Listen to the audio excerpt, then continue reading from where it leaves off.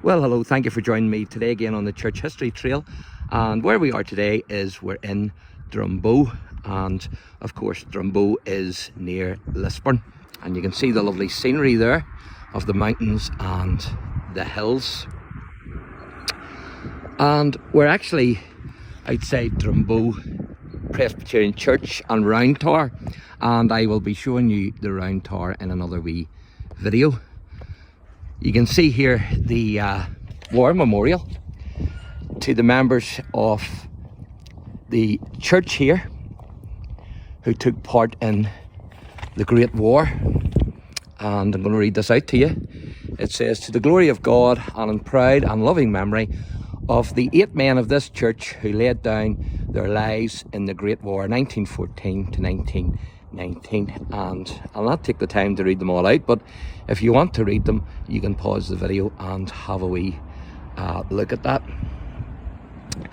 And then it also says here, in grateful recognition also of the gallant service rendered by 37 other members of this church in the same cause.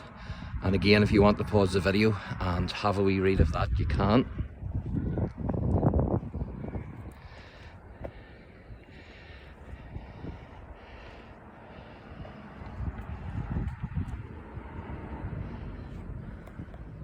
So this is the church here. Beautiful building, isn't it? Absolutely fantastic. And you can see the date stone there of the new church, which is AD 1882.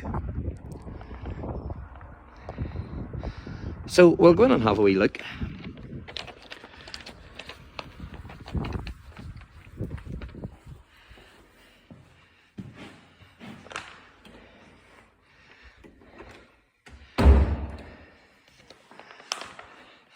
And I'm going to be talking a wee bit on that memorial and also that gentleman's grave, who was actually a minister here. And there's also a photograph of him that I will be showing you as well. But here we have the history of the ministers here, ministers of Drumbo.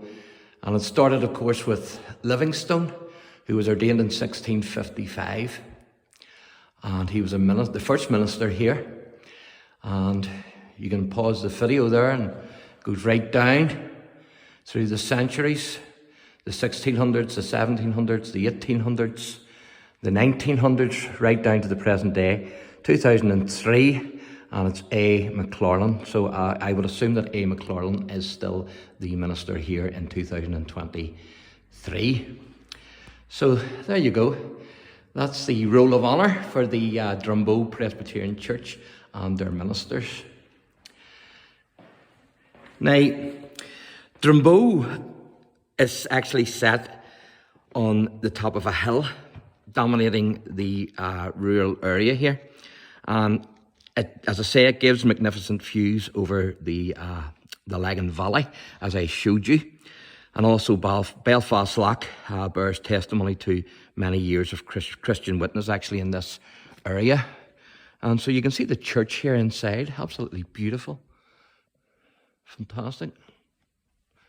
And I would like to thank the caretaker here, who has been very kind to me, really, really fantastic to me. In fact, the only thing he hasn't done is wash my feet, and I think if I took my shoes off, he'd have probably done that as well.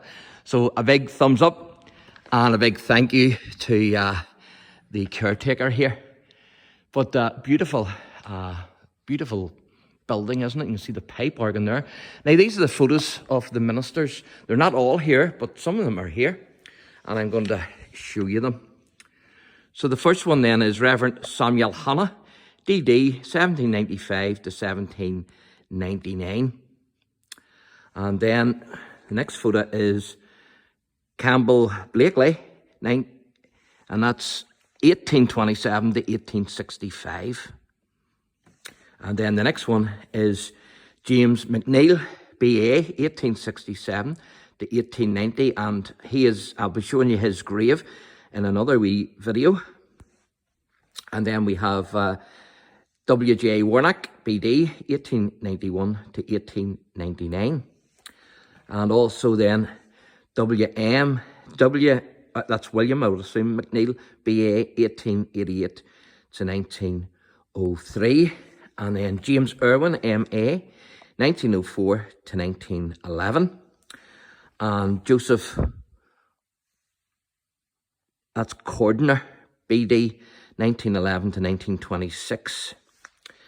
And then the next one is J.B. Wallace, M.A., 1926 to 1963. And then coming again up into more modern times is Reverend Kenneth Smith, B.A., 1963 to 1992. And then the last photograph we have here is Reverend Hugh Mullen, B.A., B.D., 1993 to 2003. And he's a wee bit dusty. So he is, the Reverend Mullen's a wee bit dusty. So we'll have to dust him off. So there you go. Great to have these old drawings and photographs of some of the ministers of the Presbyterian Church here in Drumbo. And we also see here some of the old communion vessels that they would have used. That one there is bent a wee bit.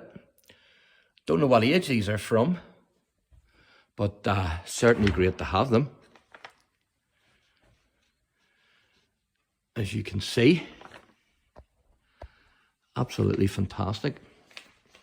And there's the gentleman himself. It's just on the video there, I give you a wee thank you for your hospitality today, sir. What's your first name again? George. George, so that's George. So thank you very much, George. You're welcome. Yep. So Drumbo then, the name itself, it actually means the ridge of the ox. And it derives from the Latin form of the name Colum Bovis, a name by which the ancient church was actually known.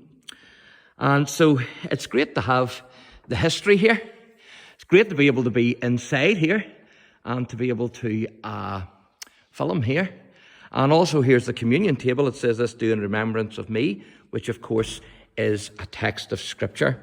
And then it says here, the gift of the late Miss Margaret McMaster, and it was dedicated January 1954. So there you go. So thank you for joining me today again on the Church History Trail. And if you enjoy the channel, then please like and subscribe. And there's just one more wee bit of information that I'm going to read to you before we wrap this wee video up.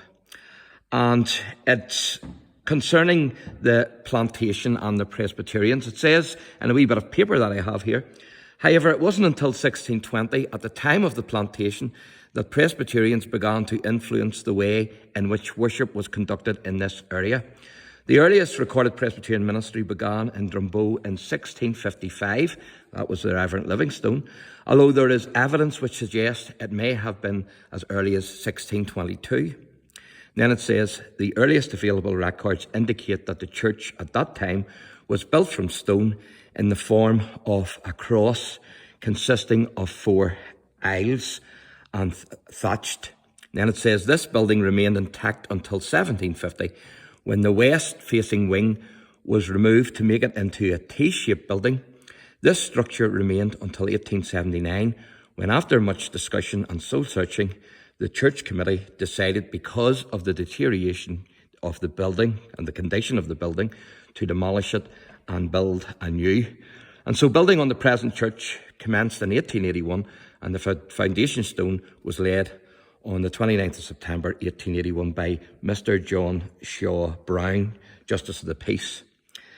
And it says that the stones for the building were all quarried locally from Drumbo Road and drawn by horse and cart to the site. One wall of the present church was constructed of stones from the previous building, one of which bears the name of Henry Livingstone, and which was the foundation stone of the early church. So that's fantastic, isn't it? So again, if you enjoy the channel, like and subscribe, as I've already said. And also, if you hit the wee notification bell, then every time I upload a video, then you will be notified. So thanks for watching, and God bless.